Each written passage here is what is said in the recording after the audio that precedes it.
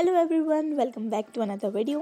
और आज मैंने ऊपर पढ़ने की सोची तो मुझे लगा कि मेरी बहन मेरी मदद करवा रही थी, बट एज एक्सपेक्टेड ये कोई मेरी हेल्प करने नहीं आई थी। ये टैबलेट में यूट्यूब के लालच से आई थी। एनीवेज सो आज मैं ऊपर पढ़ने आई थी क्योंकि having a change is always better and at least in my case it helps me to concentrate more better. And I don't know if you can tell from my voice, but I'm having severe cold. At least I'm better than yesterday, but अभी भी थोड़ा बहुत असर है। और having cold during exams is the worst nightmare क्योंकि we have to push ourselves during this time। इतना cold होता है, हिम्मत रहती नहीं है, लेकिन फिर भी we have to push ourselves क्योंकि लगातार continuously exams ही exams। तो अभी मैं इंग्लिश में एनालिटिकल पैराग्राफ की प्रैक्टिस कर रही थी एंड इंग्लिश में लेटर्स, एनालिटिकल पैराग्राफ, ग्रामर, इन पोर्शंस की जितनी प्रैक्टिस की जाए उतनी कम है।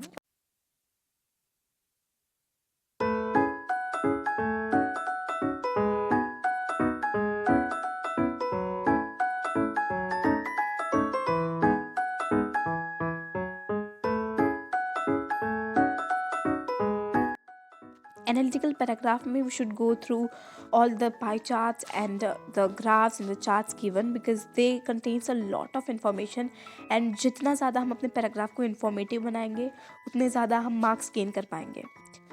And इसके बाद I decided to revise all the chapters from Beehive and first I was doing a letter to God.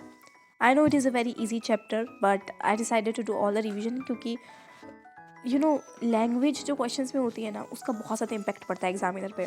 तो जस्ट ट्राई कि आप डायरेक्ट वो वर्ड्स यूज़ कर पाओ आपके आंसर में जो बुक में गिवन है। It is impressive.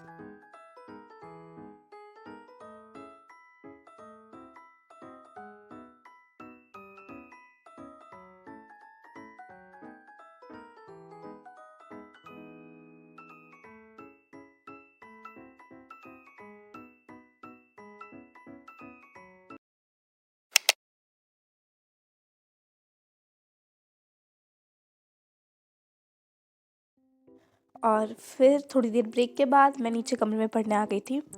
एक्चुअली मैं अलग कमरे में पढ़ती हूँ जिसमें मेरी स्टडी टेबल है, बट क्योंकि काफ़ी रात भी हो गई थी तो मुझे अकेले डर भी लगता है। और दूसरा रीज़न ये है कि मेरी तबीयत भी ख़राब थी, इसीलिए मैं आजकल मम्मी के साथ में उनके रूम में ही सोती हूँ।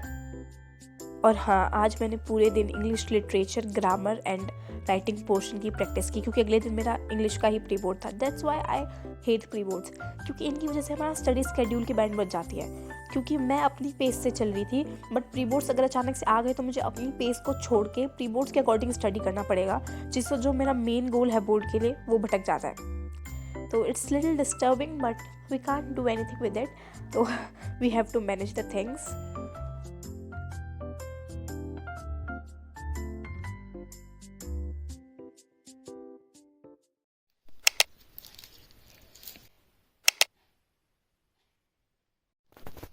I know it was a very small vlog and I couldn't give my best, but I couldn't help it. Please cope up with me क्योंकि इसके बाद मैं 1-2 दिन के लिए काफ़ी बीमार हो गई थी and अभी भी वो असर है, but still I will try to come on the track and we will work harder together.